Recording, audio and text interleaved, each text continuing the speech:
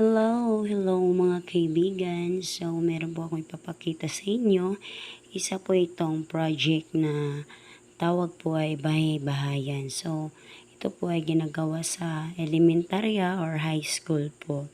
So, yung materials po natin ngayon, ito po ay isang karton lamang. So, karton po at saka ginamitan ko po siya ng color paper. So, para naman po maganda po yung result.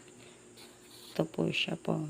Pinadikitan ko po siya sa gitna ng mga color paper para maganda po siya tingnan. So, ganito lang po siya na karton po. Yung karton po talaga na ginagamit sa mga damit or kahit ano po. Ibig sabihin, yung sa mga sa mga usual store na ginagamit. Pinuputo lang po natin siya, kinakat kung anong gusto nating laki. Tapos, yung mga materials po natin na gagamitin, kailangan po tayo may glue stick, stick glue or lighter. Mas maganda rin po may kandila para hindi na po kayo patay sindi. Then, colored paper. And, charan, as usual, yung karton. Next naman po, meron din po akong tawag nito, popsicle stick. So, kadalasan po kasing ginagamit sa bahay na mga proyekto ay ang popsicle stick katulad po nito. Yung dati ko pong ginagawa. So, ngayon po for today's video po, ito po ay carton po lamang. So, ganito po siya kalaki. Papakita ko po siya ngayon kung paano po natin ginawa. So, una po, nagawa po ako ng yung pagtitirikan po natin kung kumbaga parang lote po kung sa lupa. Next po, gumawa po tayo ng kumbaga po niya, wall or dingding. So, ito po yung ginagawa natin. And next po, hindi mo muna po. So, bago po tayo gumawa ng dingding, kailangan po may sukat.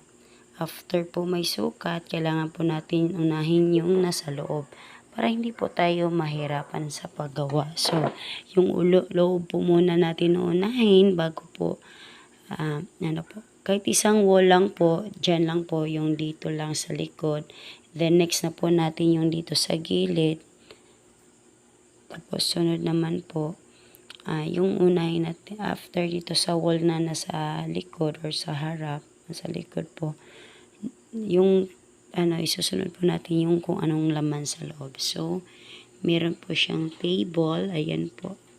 May table, may mga upuan, may stove, at saka may cabinets. And then, dito naman po sa sala niya, meron din pong mesa at saka maliit na TV. So, yung sa paggawa ko po ng TV, lang po, initiative lang po tayo, no? So, meron po tayong mga sticker na ganito, yung sa mga lang po to, yung free sa mga pagkain. Ginagawa ko po siyang ganyan,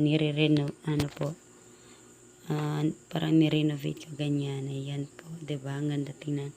So, ito yun po yung kwarto. Ayan, may kunting higaan. Ayan, maliliit po siya. Dalawang kwarto po siya. So, ayan po, yung sa likod. Ayan. Ayan, may mga picture din po sa loob. So, depende din po sa inyo kung lalagyan nyo po siya ng mga ganyan. So, hindi pa po kasi ito tapos. Next time po lalagyan ko siguro ng ganito para mas maganda yung bintana. Ayan. After that po, so, may balak po akong gawin tong 2-story. So, depende po kung anong gusto nyo. So, pwede nyo na po siyang lagyan ng bubong or depende sa inyo kung gawin nyo yun ng 2-story. So, ngayon po, pinaplanuhan ko pa po kung paano siya. Kung last na po ba, simple house lang po ba or 2-story. Tapos, yung dito po, paglalagyan natin ng mga halaman at ayan, may front yard at saka may backyard po siya. Ayan po. So, yun lang po mga kaibigan. Sana po may natutunan kayo sa konti kong video.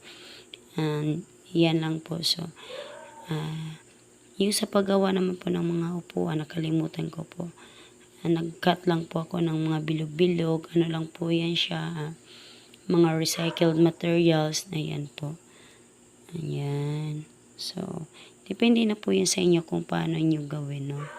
Tapos, didikitan nyo lang po siya ng stiklo. Ayan po.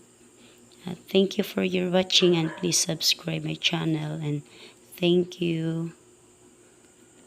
Yan po. Next time po, maging ganito na po siya.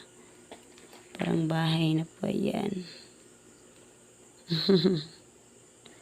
Ayun. Thank you so much.